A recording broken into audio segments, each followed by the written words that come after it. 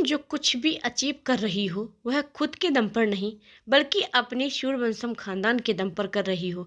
अब मन्नत से यह सब कुछ सुना नहीं जा रहा था। उसने अपनी आंखें गुर्राते हुए कहा, प्रेम, मैंने नहीं सोचा था कि तुम इस तरह से सोचोगे। दुनिया मेरे बारे में क्या सोचती है क्या नहीं, मुझे कोई फर्क नहीं पड़ता, लेकिन you are my best friend. अगर तुम मेरे बारे में ऐसी चीज़ें सोचोगे तो मुझे फ़र्क पड़ेगा। मैंने कभी नहीं सोचा था कि तुम ऐसी घटिया सोच मेरे लिए रखोगे, लेकिन कोई बात नहीं। अच्छा किया तुमने तुमने अपनी असलियत मुझे दिखा दी। अब मैं तुमसे कोई दोस्ती नहीं रखूंगी। यह कहकर वह गुस्से से वहां से निकल आई तो वहीं प्रेम उसे जाते हुए घूरने लगा। तभी नैना ने उन दोनों को गुस्से से बोलते हुए कहा, क्या तुम लोग यार, तुम लोग पागल हो गए हो क्या? तुम सबको पता है ना कि वह कौन है। अगर हम सबने उसके साथ दोस्ती तोड़ दी तो हमारे खर्चे कैसे चलेंगे? वह हमेशा हम लोगों पर खर्च करती रहती है। अगर वह इस तरह से हम लोगों से नाराज हो जाएगी तो हमारे खर्चों का क्या होगा?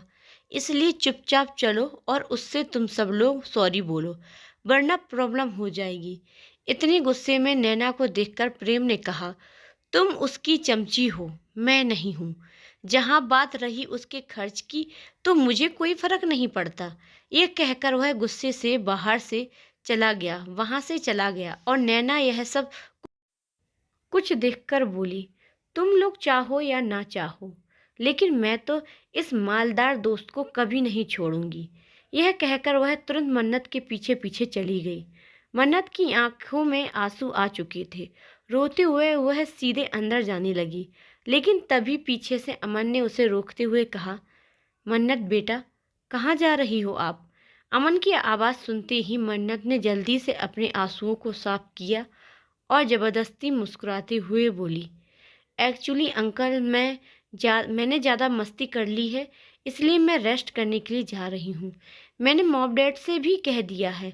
मन्नत की यह बात सुनकर अमन ने कहा, ठीक है बेटा, अगर तुम्हें भूख लगी हो या कुछ खाने की इच्छा हो तो मुझे बता देना। ये सुनकर मन्नत ने अपना स्माइल के साथ सिर हिला दिया और वह अंदर चली गई। धीरे धीरे करके अब पार्टी भी खत्म हो गई। सिया और राम अब अंदर आए।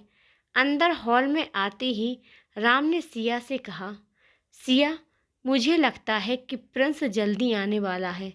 तुम एक काम करो, उसका रूम सेटअप करवा दो और याद रखना कि उसके रूम में आसपास वही नौकर जाएं जो उसकी आदतें जानते हैं, वरना तुम्हें तो पता है कि वह कैसा है।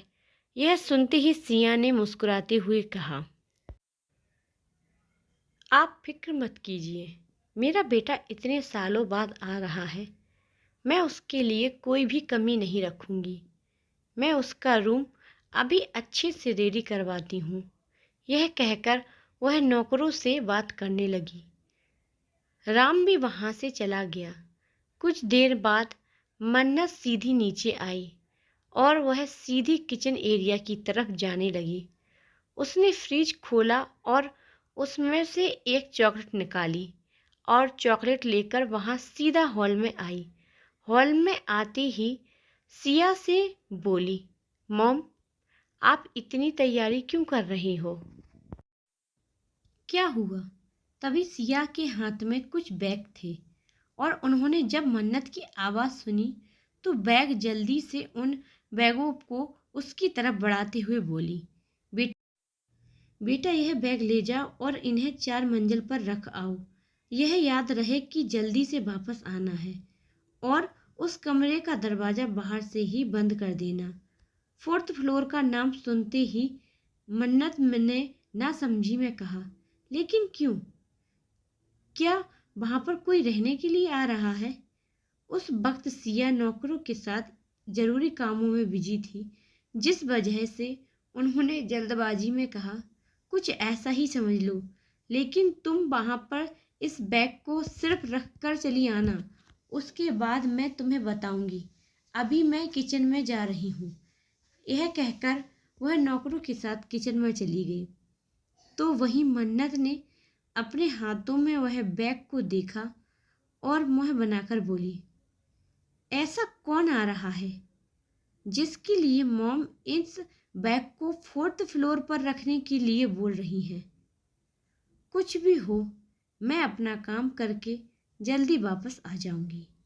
यह कहकर वह सीधा 4th फ्लोर पर चली गई। मन्नत जब उस कमरे के बाहर पहुंची तब पता नहीं क्यों उसे अजीब सा एहसास होने लगा। इतनी गहरी सांसें ली और बोली, मैं कितने सालों से यहाँ रह रही हूँ, यहाँ तक कि मेरा बचपन भी यहीं बीता है, लेकिन जब भी मैं 4th फ्लोर पर आती हूँ तब पता नहीं मुझे अजीब सा डर लगने लगता है। मैं नहीं जानती ऐसा क्यों होता है। ये कहते हुए वो उस कमरे का दरवाज़ा खोली और उस बैग को रखने के लिए टेबल की तरफ बढ़ी, लेकिन वह टेबल पर उस बैग को रख रही थी तो उसकी नज़र एक बार रूम की चारों तरफ चली गई।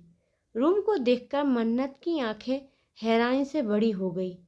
उसने हैरानी के साथ कहा, कितनी अजीब और डरावनी रूम किसका हो सकता है। चारों तरफ के पर्दे काले हैं और तो और दीवारों को भी डार्क कलर से पेंट किया हुआ है। मॉम ने मुझे बताया भी नहीं कि किसका रूम है। शायद इसलिए उन्होंने कहा था कि जल्दी वापस आ जाना। मेरा काम हो गया है, अब मैं जल्दी से जा रही हूँ। ये कहते कहते हुए वह जैसे ही पीछे जाने के लिए मुड़ी, उसका सर किसी के सीने से टकरा गया। वह एकदम से अपना सर पकड़कर धम से नीचे गिर गई और दर्द से उसकी चीख निकल गई।